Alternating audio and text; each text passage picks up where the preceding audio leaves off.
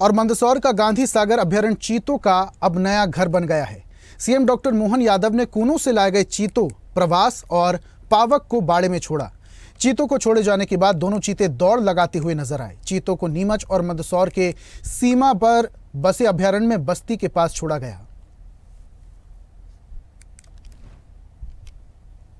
हमारे एशिया महाद्वीप में भारत और भारत में अपने मध्य प्रदेश के अंदर पालनपुर कूनों में पहली बार चीता प्रोजेक्ट को प्रारंभ करने का अफ्रीका से लाकर जो 20 चीते छोड़े गए थे, लगातार 3 साल तक सर्वाइव करते हुए ये गौरव की बात है कि दुनिया का सबसे सफल प्रोजेक्ट चीते का अगर कहीं है तो अपने देश मध्य प्रदेश को गौरव है। जब ना केवल उसकी दूसरी पीढ़ी हमारे बीच जवान होकर के जंगल में छोड़ी जा रही है, बहुत अच्छी बात है।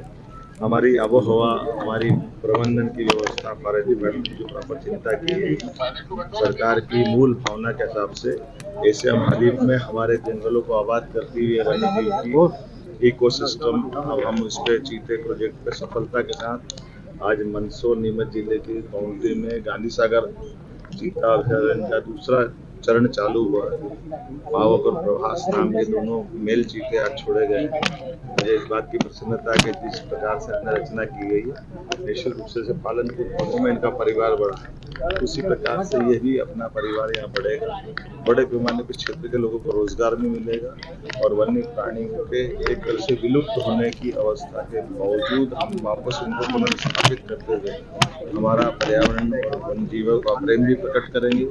वन्य जीवों से जिनकी रुचि है पर्यटन की दृष्टि से, वो सारे लोग आकर के यहाँ दोबारा देखेंगे, क्षेत्र में रोजगार मिलेगा, मध्य प्रदेश का गौरव बढ़ेगा।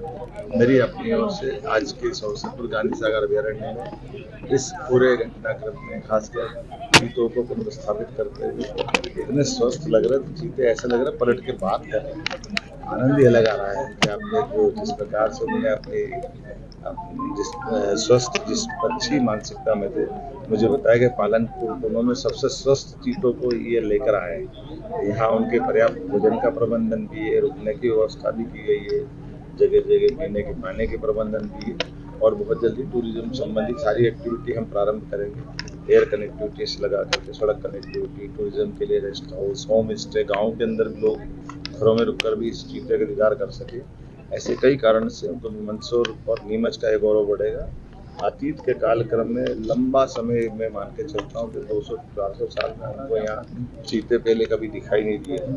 टाइगर हमारे यहाँ जरूर लायन 1856 के आसपास दिखाई दिया था। मध्य प्रदेश के अंदर उज्जैन संभाग में टाइगर 2018-19 में सिंगल टाइगर आया जो मालवा से होता हुआ वापस कहीं और आगे बढ़ा, लेकिन आज के स्थिति में देवास के नौरोदही अभ्यारण्य में 10 टाइगर हैं। ऐसे में जब हमारा प्रदेश टाइगर, लेपर्ड, गिद्ध और कई और कारणों से जैसे प्रसिद्ध हुआ, से चीते में भी अपनी प्रसिद्धि हासिल कर रहा है। बार फिर मेरी अपनी ओर से हमारे एशिया महाद्वीप में लेटेस्ट खबरों के लिए लाइक, फॉलो और यूट्यूब पर सब्सक्राइब करें, बेल आइकन दबाएं, साथ ही विजिट करें swedeshlive.com पर।